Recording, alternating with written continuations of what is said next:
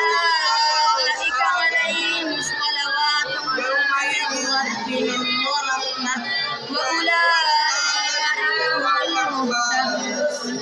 إن الصفا والمروة من شعائر الله فمن حج البيت أو اعتمر فلا جناح عليه أن يطوف بهما فمن